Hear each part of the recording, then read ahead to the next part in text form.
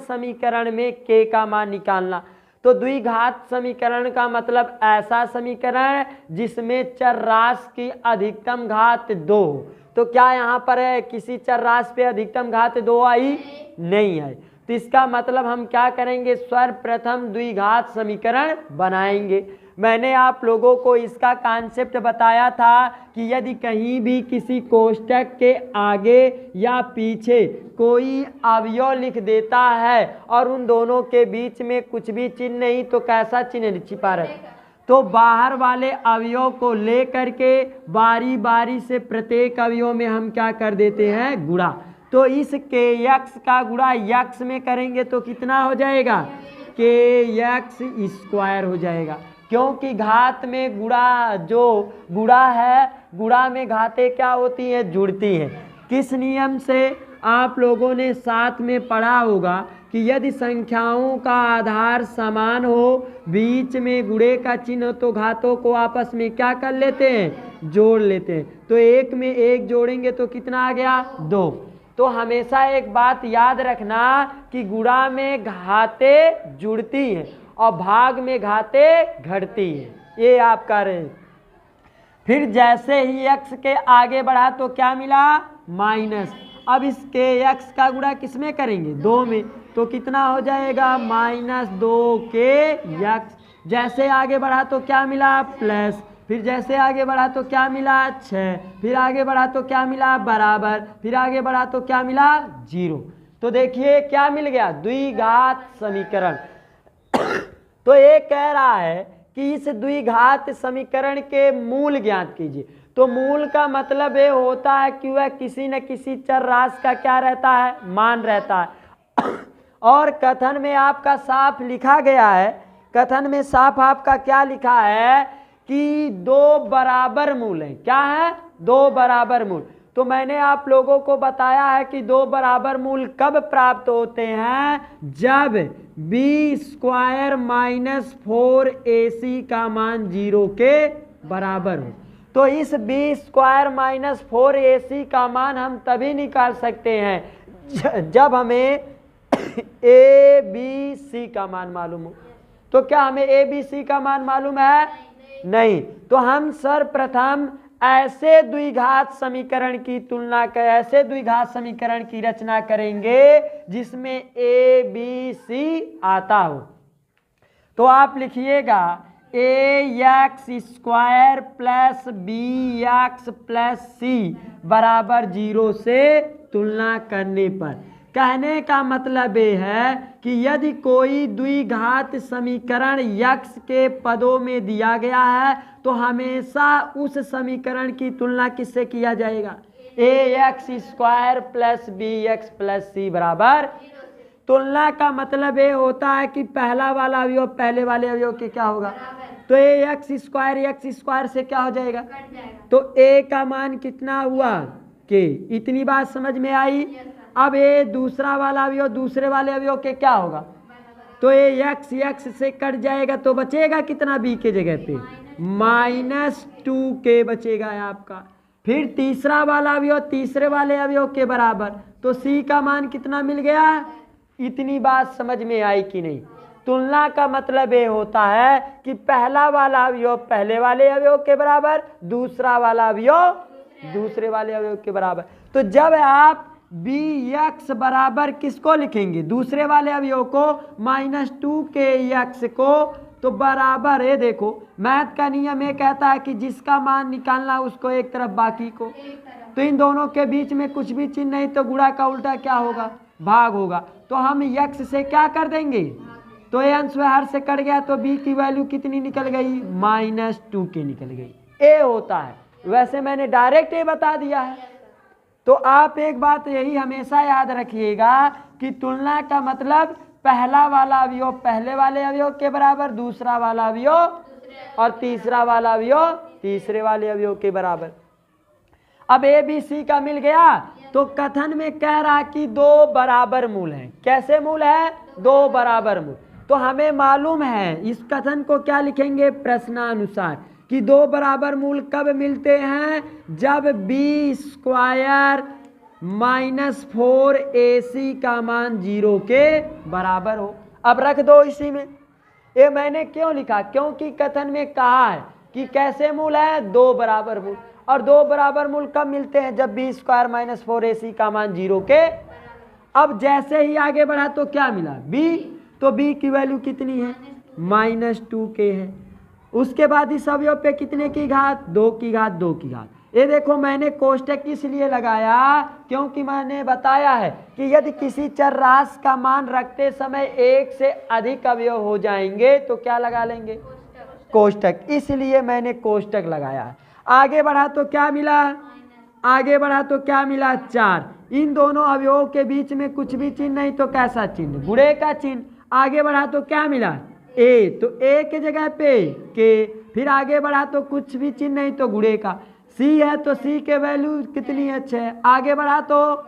आगे बढ़ा तो इतनी बात क्लियर हो गई। आपने पढ़ा है कि यदि किसी अवयव पे घात लगाई गई हो तो उस अवयव को उतनी बार गुणा करके लिखते हैं जितनी उसकी। तो -2 को कितनी बार गुणा करके? तो 2 बार गुणा करके लिख दो -2 के। और देखो आगे बढ़ा माइनस से माइनस। अब अंक और चर दोनों का हमें गुणा करने के लिए कह दिया तो पहले अंकों का गुणा करो। 4 × 6 = 24 और इंटू क्या के बराबर आया है, क्या आ गया? फिर गुणा करो। माइनस गुणे माइनस क्या होगा? तो प्लस। अवयव चिन्ह नहीं लिखा जाता है, एक अवयव के साथ पहले वाले छिपा रहता है। तो 2 का गुणा 2 में करेंगे 4 और k का गुणा k में करेंगे, क्या आ गया? k²। आगे बढ़ा तो माइनस कितना? 24 के। अब बराबर कितना आ गया? 0।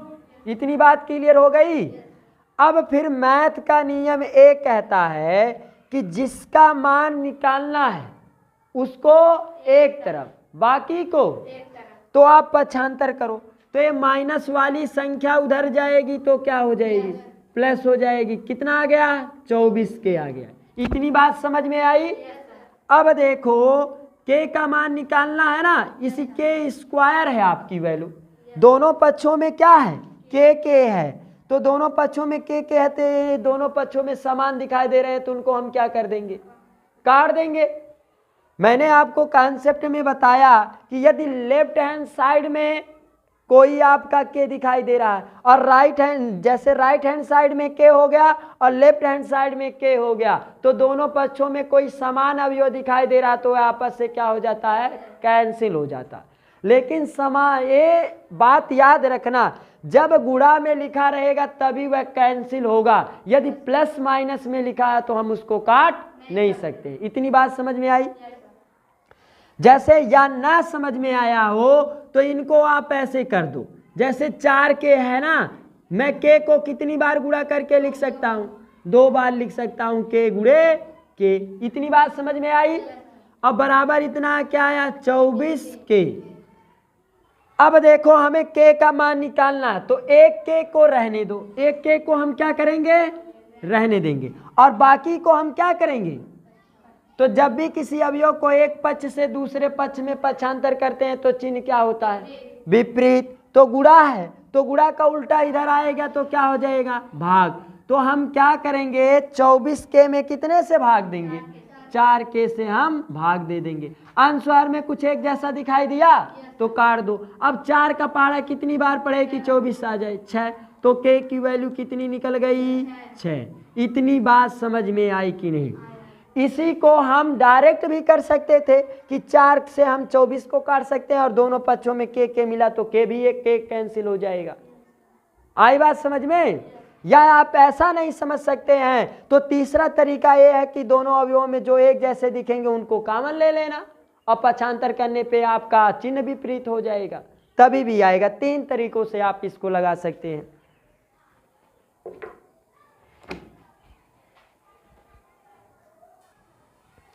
सवाल आपका जो तीसरा कह रहा है, क्या कह रहा है? कथन कह रहा है क्या एक ऐसी आम की बगिया बनाना संभव है? मतलब वो प्रश्न कर रहा है कि क्या एक ऐसी आम की बगिया बनाना संभव है जिसकी लंबाई चौड़ाई से दुगनी हो।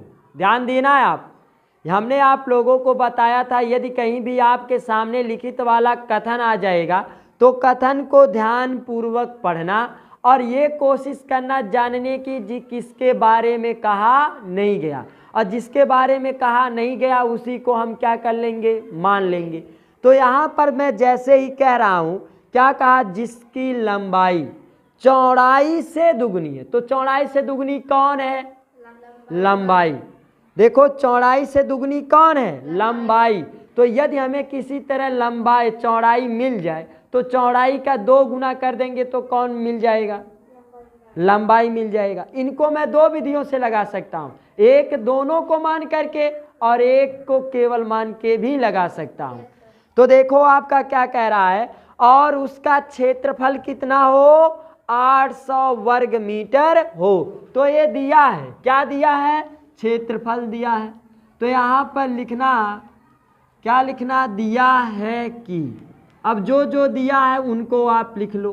क्या दिया है, उसका क्षेत्रफल। तो के क्षेत्रफल कैसा है, आम की बगिया है, तो आम का भाग जो है वह कैसा है, आयताकार है। आम का भाग क्या है, तो यहाँ पर लिखना आयताकार, आयताकार आम की बगिया का क्षेत्रफल बराबर आम की बगिया का क्षेत्रफल, बगिया का क्षेत्रफल कितना दिया है आपका, 800 वर्ग मीटर दिया है। ये दिया है तो मैंने इसको सर्वप्रथम लिख लिया। तो जब मैंने कथन को पढ़ा तो कथन में कह रहा है कि जो आयताकार आम की बाग की लंबाई है वह चौड़ाई से 2 गुनी है। यदि हमें किसी तरह चौड़ाई मालूम हो जाए तो हम उसकी लंबाई को बहुत आसानी से निकाल सकते हैं। तो क्या हमें उसकी चौड़ाई मालूम है, नहीं मालूम है। तो जो हमें मालूम नहीं रहता उसी को हम क्या कर लेते हैं, मान लेते हैं। तो लिखिएगा, माना कि आयताकार बाग की, आयताकार बगिया की लंबाई बराबर। तो बगिया की लंबाई हमें नहीं मालूम है तो इसी को मैंने क्या मान लिया, लंबाई कहाँ है, ध्यान देना। वो कह रहा कि लंबाई चौड़ाई से 2 गुनी है। तो इसका मतलब यदि हमें चौड़ाई मालूम हो जाए तो मैं क्या निकाल सकता हूँ, लंबाई। तो हमें मानने की क्या आवश्यकता हुई, चौड़ाई। तो इस लंबाई के जगह पे आप क्या लिखिएगा, चौड़ाई लिखिएगा। तो चौड़ाई हमें नहीं मालूम है तो चौड़ाई को मैंने क्या मान लिया, x मीटर। और जैसे ही हमें चौड़ाई मालूम हो गया तो अब हम क्या निकाल सकते हैं, तो लिखिएगा, इसलिए आयताकार बगिया की लंबाई बराबर। तो कह रहा है कि बगिया को की जो लंबाई है चौड़ाई की, तो चौड़ाई का तो ढूंढो, चौड़ाई है कितनी, x। चौड़ाई की 2 गुनी, तो गुनी के लिए गुणा, और कितना गुना, 2 गुना। तो इसका मतलब जब ये चौड़ाई का 2 गुना होता होगा तो इन दोनों के बीच में कैसा चिन्ह लग जाता। इतनी बात समझ में आई। तो इसकी लंबाई का मान निकालेंगे तो 2 का गुणा x में करेंगे, कितना आ जाएगा, 2x। पहले अंक को लिखा जाता है बाद में चर वाले। इतनी बात क्लियर हो गई। अब जो दिया है उसी का आप सूत्र लगा दीजिए। क्या दिया है हमें, आयताकार बगिया का क्षेत्रफल। तो आप लिखिएगा, हम जानते हैं कि आयत का क्षेत्रफल बराबर, हम जानते हैं कि आयत का क्षेत्रफल बराबर। तो आयत का क्षेत्रफल का फार्मूला आप लोगों को बताया गया है कि आयत का क्षेत्रफल का फार्मूला लंबाई गुणे चौड़ाई होता है। तो क्या हमें आयत का क्षेत्रफल मालूम है, देखो आयताकार बगिया की आयताकार बगिया आम की बगिया का क्षेत्रफल दिया है कि नहीं, तो आयत का ये क्षेत्रफल है। तो आयत का क्षेत्रफल है कितना, 800। आगे बढ़ा तो लंबाई है कितनी, 2x। आगे बढ़ा तो गुणा, फिर चौड़ाई है कितनी, x। इतनी बात क्लियर हो गई। अब आप लोग ध्यान दीजिए, कह रहा है कि उसकी लंबाई और चौड़ाई अर्थात हमें x का मान निकालना है। तो हल करो आप यहाँ पर, तो 800 बराबर 2x का गुणा x में करेंगे कितना होगा, 2x²। कैसे हुआ x²? संख्याओं का आधार समान है, बीच में गुणा तो घातों को आपस में क्या कर लें, तो एक एक घात छिपा है तो एक में एक जोड़ा तो 2 आ गया। यदि मैं आप लोगों से पूछूं कि 2x बराबर कितना है, हाँ 2x बराबर कितना है 800 है, तो इसको या करके पहले लिख दो 2x बराबर 800। फिर आप ये जानते हैं कि मैथ का नियम ये कहता है कि जिसका मान निकालना उसको बाकी को, तो इसको पक्षांतर करना पड़ेगा। तो गुणा का उल्टा क्या होता है, भाग होता है, तो भाग दे दो 2 से, तो 2 चौक कितना आ गया, हमें के x² बराबर वैल्यू आ गई 400, लेकिन हमें केवल x का मान चाहिए, तो इसको भी क्या करना पड़ेगा, पक्षांतर करना पड़ेगा। तो इसको भी पक्षांतर करो, तो वर्ग का उल्टा क्या होता है, वर्गमूल, और वर्गमूल का प्रतीक क्या होता है, करड़ी, और करड़ी के आगे 2 चिन्ह क्या रहते हैं, प्लस माइनस। तो ये जब 400 का वर्गमूल निकालेंगे तो कितना आता है, 400 का वर्गमूल 20 नहीं आता है, तो आप सर्वप्रथम दी गई संख्या को लेकर के क्या कर लेना, गुणनखंड कर लेना, और गुणनखंड करने पर एक जैसी दिखाई देने वाले 2 अंकों का जोड़ा बना लेना, और जिसका जोड़ा बनेगा उसको क्या कर लेना, करड़ी के बाहर। आई बात समझ में? तो x का मान 2 प्राप्त हुआ, एक प्लस में 20 और एक कॉन्सेप्ट क्लियर हुआ। तो माइनस वाला क्या होता है, ऋणात्मक होता है।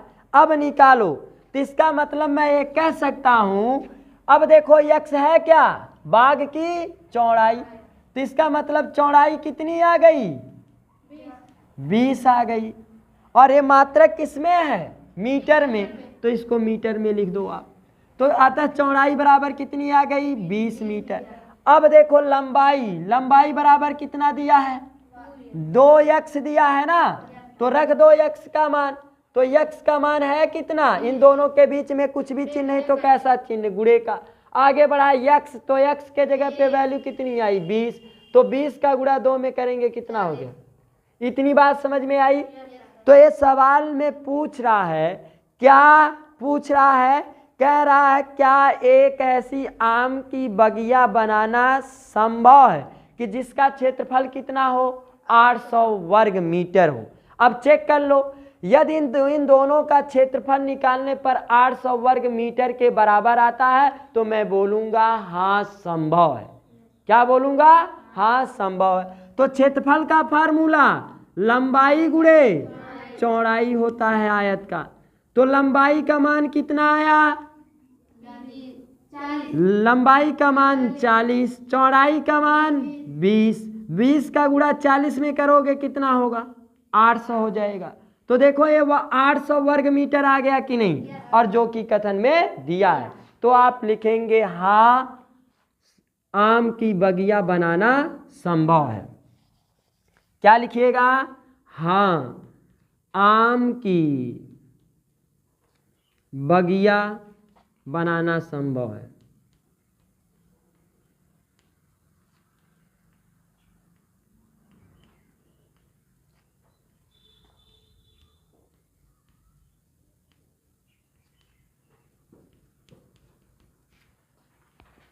ये हो गया इसका। कभी भी आपके सामने आएगा लिखित वाला प्रश्न तो उसको सर्वप्रथम आप लोग ध्यान पूर्वक पढ़ना, और जो दिया नहीं रहेगा पूर्ण रूप से जानकारी उसी को क्या कर लेना, मान लेना। या इसका दूसरा तरीका ये है कि पूर्ण रूप से ना तो हमें लंबाई मालूम है ना ही चौड़ाई, तो दोनों को मान लो और जैसे जैसे प्रश्न कह रहा वैसे वैसे लिखते चले जाओ।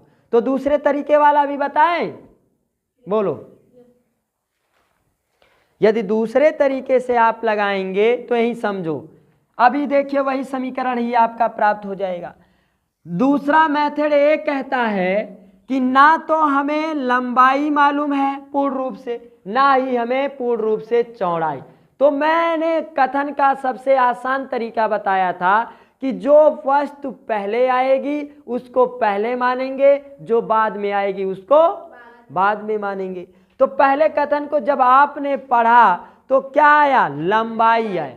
तो क्या हमें बाग की लंबाई मालूम है, नहीं। तो माना कि बाग की लंबाई है कितनी, x। माना कि बाग की लंबाई है कितनी, ये दूसरा मेथड है आपका, माना कि लंबाई बराबर यक्स। अब हमें चौड़ाई भी पूर्ण रूप से नहीं मालूम है, तो चौड़ाई को मैंने क्या मान लिया, y मान लिया, तो यहाँ पर y लिख दो तथा चौड़ाई बराबर।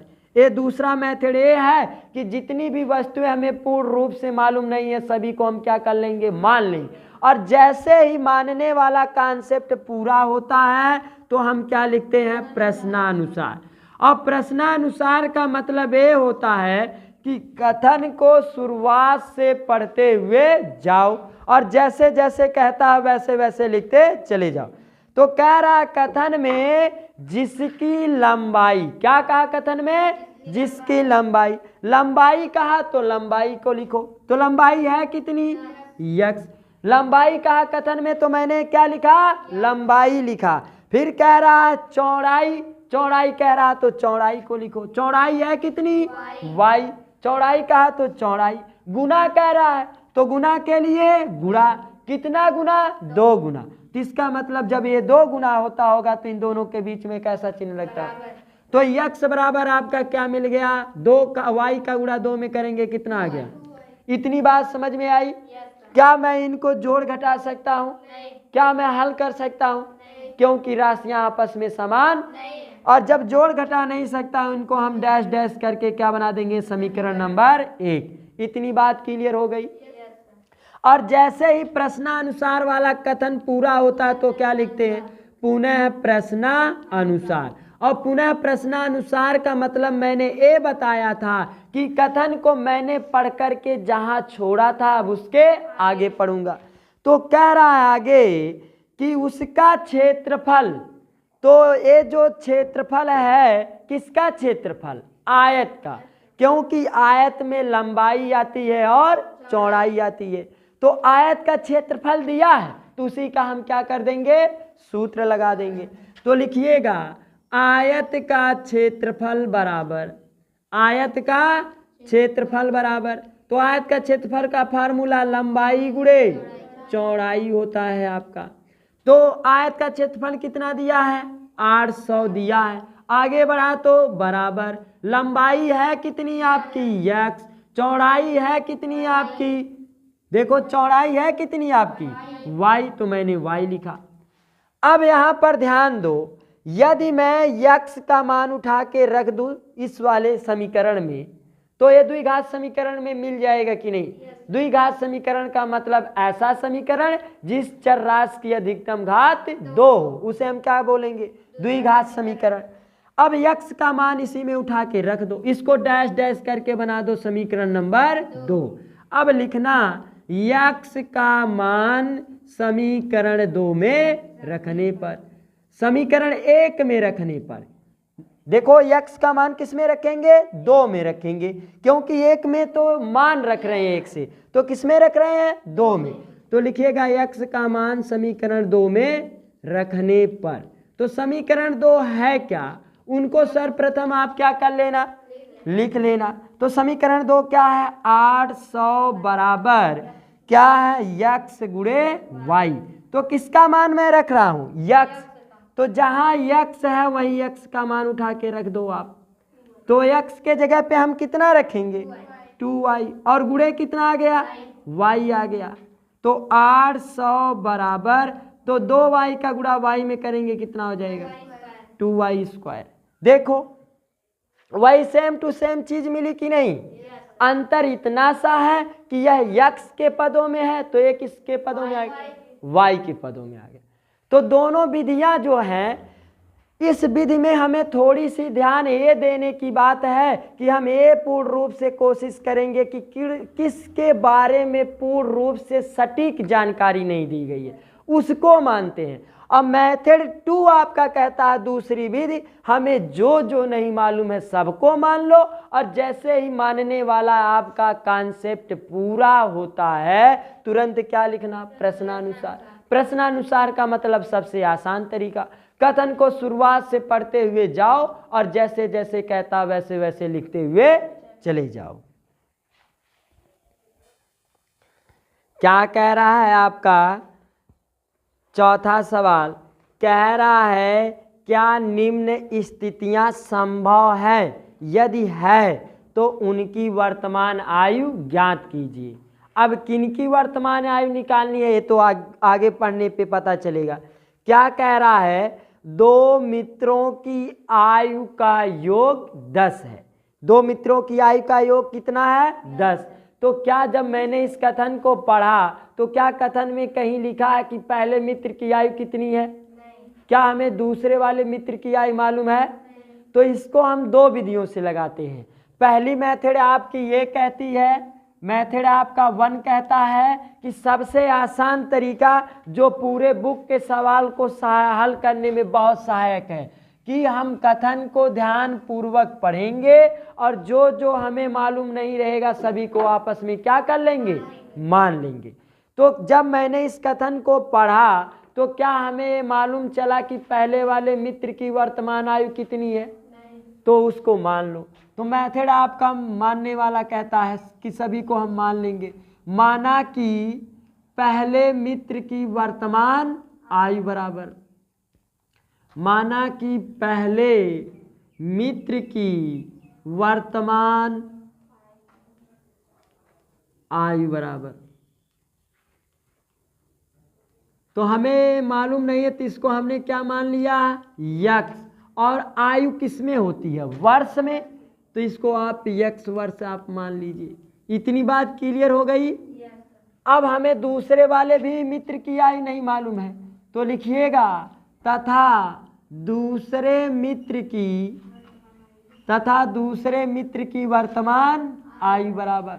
तो दूसरे मित्र की वर्तमान आयु हमें नहीं मालूम है तो इसको भी हम क्या कर लेंगे? मान लेंगे। तो ये आपका फर्स्ट तरीका ये है कि हमें जो जो नहीं मालूम था दोनों को मैंने क्या कर लिया? मान लिया। जैसे ही मानने वाला कॉन्सेप्ट पूरा होता है तो हम क्या निकालते हैं? प्रश्नानुसार। क्या लिखते हैं?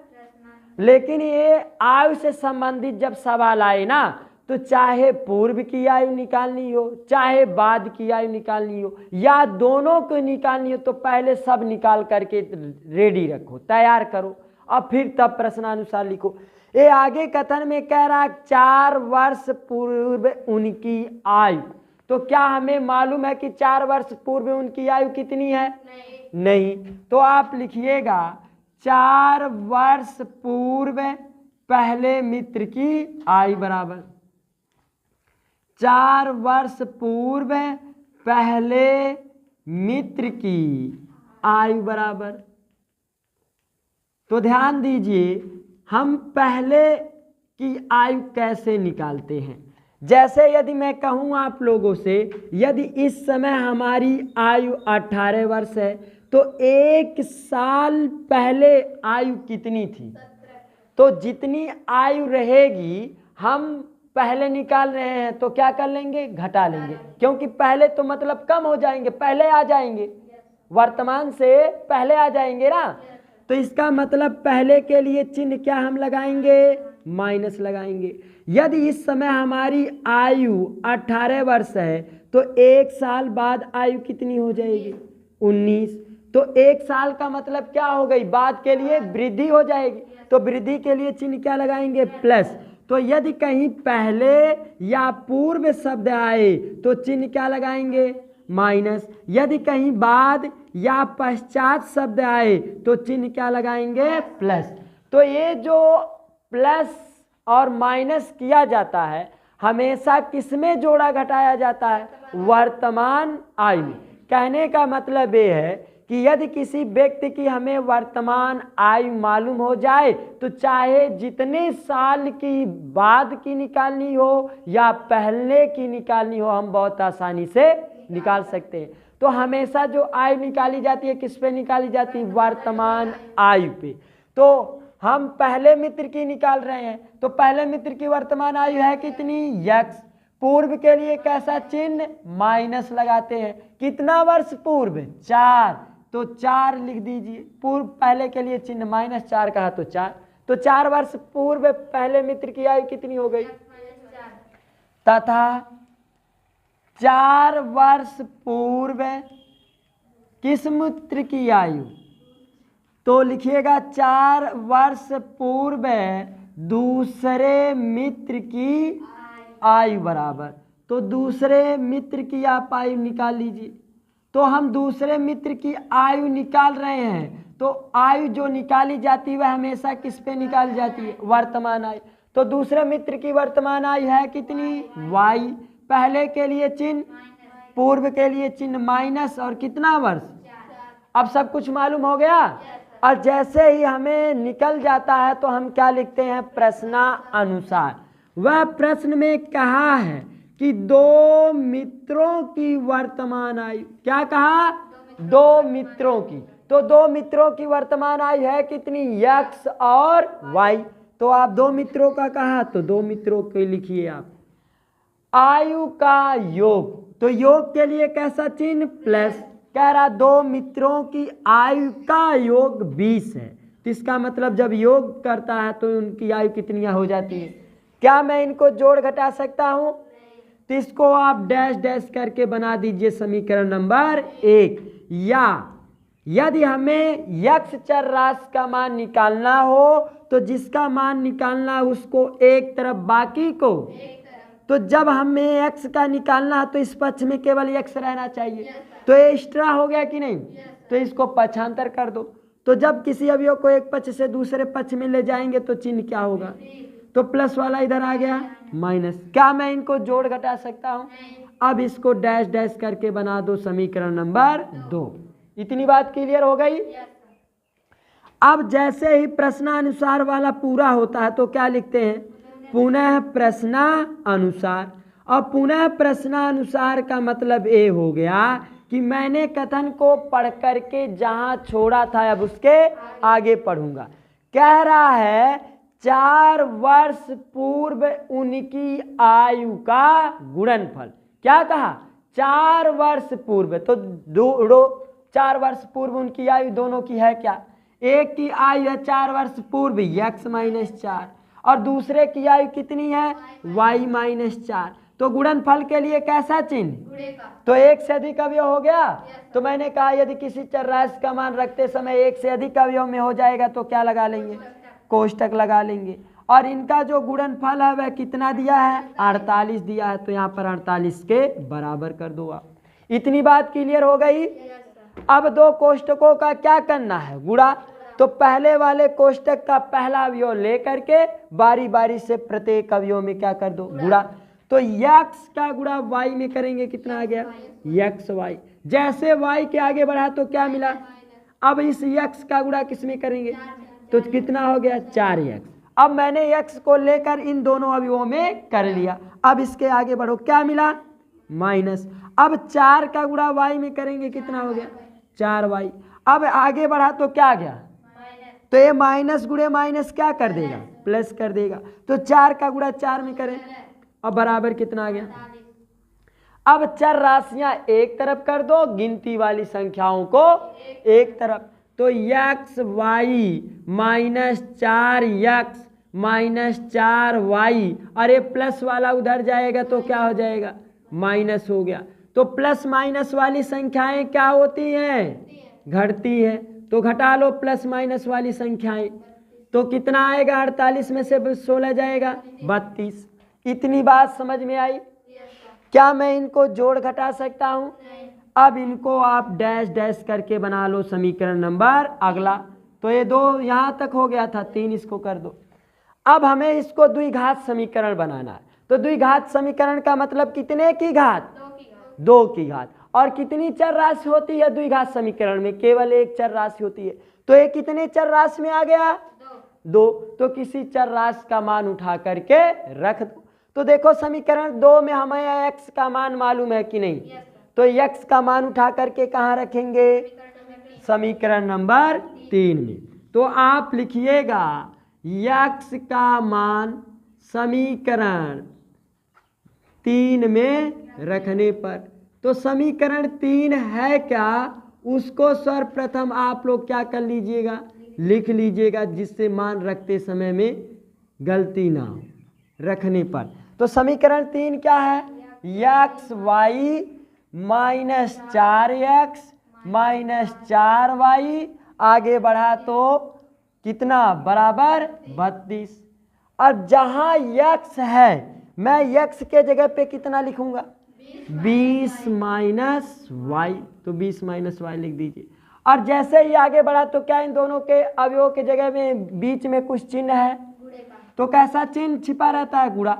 तो देखो जैसे ही मैंने इस चरराशि का मान रखा तो एक से क्या आ गया अधिक अवयव में, तो क्या चिन्ह लगा लेंगे कोष्ठक लगा लेंगे। आगे बढ़ा तो y, आगे बढ़ा तो -4, इन दोनों के बीच में कुछ भी चिन्ह नहीं तो कैसा गुणा। यक्स का मान क्या है 20 माइनस वाई, अब आगे बढ़ा तो -4y बराबर 32। गुणा करो आप, y का गुणा 20 में करेंगे कितना आ गया। आगे बढ़ा तो y का गुणा y में करेंगे, आगे बढ़ा तो 4 का गुणा 20 में करेंगे 80। ये माइनस गुणे माइनस क्या हो जाएगा प्लस, 4 का गुणा y में करेंगे क्या हो गया 4y, आगे बढ़ा तो -4y और बराबर। आप जानते हैं कि यदि राशियां आपस में समान है तो उनको जोड़ा भी जा सकता है और घटाया भी जा सकता है। तो देखो यहाँ क्या है, राशियां आपस में क्या मिल गई, तो राशियां समान चिन्ह विपरीत, तो आपस से क्या हो गई, तो बचा क्या 20y minus Y square minus 80 बराबर कितना 32। तो सबसे बड़ी वाली घात क्या लिखी जाती है सबसे, तो ये देखो बड़ी वाली घात का चिन्ह क्या आ गया माइनस, और जबकि किस में रहता है प्लस में। अब इस वाले तरफ को उस तरफ ले जाओ तो ये माइनस वाली संख्या उधर जाएगी तो क्या हो जाएगी, तो वाई स्क्वायर हो गया, और ये प्लस वाली संख्या उधर जाएगी -20y हो गया, और ये माइनस वाला उधर जाएगा तो क्या हो जाएगा +80। तो मैं इसी तरफ ला रहा हूं ना, तो इसका चिन्ह क्या है +32 है। अब यहाँ के सभी अवयवों को मैंने पक्षांतर कर दिया तो कुछ भी नहीं बचा, तो क्या बचा 0 में लिख सकता हूं। इतनी बात क्लियर हुई। अब इनको हल करो, वाई स्क्वायर माइनस 20y, अब ये देखो संख्यात्मक मान जोड़ जाएंगे, प्लस प्लस वाली संख्याएं जुड़ती हैं तो जोड़ेंगे तो कितना होगा, 2 में 0 को जोड़ेंगे 2, 8 3 11 बराबर कितना आ गया 0। एक क्या कह रहा है सवाल में, कह रहा है क्या निम्न स्थिति संभव है। इसका मतलब ये है कि क्या ये संभव है कि इसका मान निकल सकता है। तो मैंने बताया है कि यदि b स्क्वायर माइनस 4ac का मान 0 से बड़ा आ जाता है या 0 के बराबर आ जाता है तो मैं बोलूँगा कि उसका मान निकालना संभव है। तो अब रख दो आप इसी में। तो हम द्विघात समीकरण की ऐसी रचना करेंगे जिसमें हमारी चर राशि क्या होगी y होगी, जिसमें चर राशि हमारी क्या होगी y होगी। तो आप लिखिएगा, इसको लिखने से पहले ay square plus by plus c बराबर 0 से तुलना करने पर, तो तुलना आप कर दो। तुलना का मतलब ये होता है कि पहला वाला अवयव पहले वाले अवयव के क्या होगा बराबर होगा। तो ये y स्क्वायर से कट जाएगा तो एक जगह पे कितना बचेगा 1, क्योंकि प्रत्येक संख्याओं का गुणांक 1। ये y से कट गया तो b के जगह पे कितना आ गया -20 आ गया, तो -20 लिख दो। और c के जगह पे कितना आ गया 112 आ गया। रख दो अब b स्क्वायर माइनस 4ac में। ये स्थिति निकालने का तरीका है। तो b की वैल्यू -20, तो -20 का वर्ग। आगे बढ़ा तो गुणे कितना a, तो a की वैल्यू 1, c की वैल्यू 112। इतनी बात क्लियर हो गई। आप जानते हैं यदि किसी अवयव पे घात लगाई गई हो तो उस अवयव को उतनी बार गुणा करके लिखते हैं जितनी उसकी, तो -20 को कितनी बार गुणा करके 2 बार। आगे बढ़ा तो -4 एकम 4 का गुणा 112 में कर दो, तो 12 चौक 48, तो 448 आ गया। अब 20 का गुणा 20 माइनस गुणे माइनस क्या होगा प्लस, और 20 का गुणा 20 में करेंगे 400 माइनस कितना आ गया 400। प्लस माइनस वाली संख्याएं क्या होती हैं घटती हैं, तो मान कितना आ जाएगा -48। तो मैंने आप लोगों को बताया था कि b स्क्वायर माइनस 4ac का मान जीरो के बराबर आएगा या जीरो से बड़ा होगा तभी संभव है, अन्यथा संभव तो मान किस में आ गया, ऋणात्मक में आ गया, तो इसका मतलब ये संभव नहीं है। तो यहां पर लिखिएगा अतः ज्ञात करना संभव नहीं है, अतः ज्ञात करना संभव नहीं है। जैसे ही आपका मान जीरो से छोटा होगा तो वह ज्ञात करना संभव नहीं रहेगा। इतनी बात क्लियर हो गई। इसको हम दूसरे तरीके से भी लगा सकते थे। जैसे दूसरा तरीका ये कहता है, ध्यान देना है आप, कि मानने वाले में हमें दो मित्रों की आयु इस प्रकार मान लेनी है कि इनका जब योग किया जाए तो 20 ही हो। तो माना कि पहले मित्र की आयु कितनी है, यक्स, पहले मित्र की आयु कितनी है, यक्स। ऐसे कन्फर्म तो संख्यात्मक मान कहा नहीं जा सकता कि 10 ही होगा, कि 10 में 10 जोड़ देंगे तो 20 आ जाएगा। तो उसका फिक्स नहीं है कि कितना होगा, कुछ भी हो सकता है, तो निकालने पे पता चलेगा। तो माना कि पहले वाले मित्र की आयु कितनी है, और जबकि मैंने कहा योग करने पे क्या आए, 20 ही आए। तो ये देखो, ये है संख्या और ये है क्या, चर। तो मैंने माना तो x आ गया और आएगा क्या, 20 ही आएगा। तो एक्स्ट्रा हो गया कि नहीं, तो एक्स्ट्रा हो गया, तो इसको निकाल कर दूसरे में फेंक दो। तो इसका मतलब जो दूसरे मित्र की आयु होगी वह क्या हो जाएगी, 20 माइनस x हो जाएगी। ये दूसरा मेथड है मानने का। अब चेक कर लो कि इनका योग 20 के बराबर आ रहा है नहीं कि नहीं। योग के लिए चिन्ह क्या लगाएंगे, प्लस 20 माइनस x। देखो राशियां समान चिन्ह विपरीत, तो आया कितना। तो दूसरा तरीका ये था कि मैं पहले वाले मित्र की आयु मान क्या सकता था, x वर्ष, और दूसरे मित्र की आयु क्या मान सकता था, 20 माइनस x। क्लियर हुआ, लग जाएगा। और जैसे ही मानने वाला कॉन्सेप्ट पूरा होता तो क्या लिखते हैं, प्रश्नानुसार। तो पहले 4 वर्ष पूर्व इनकी दोनों की आयु निकाल लेना है आप। तो दूसरा भी तरीका आपको समझ में आया कैसे लगेगा।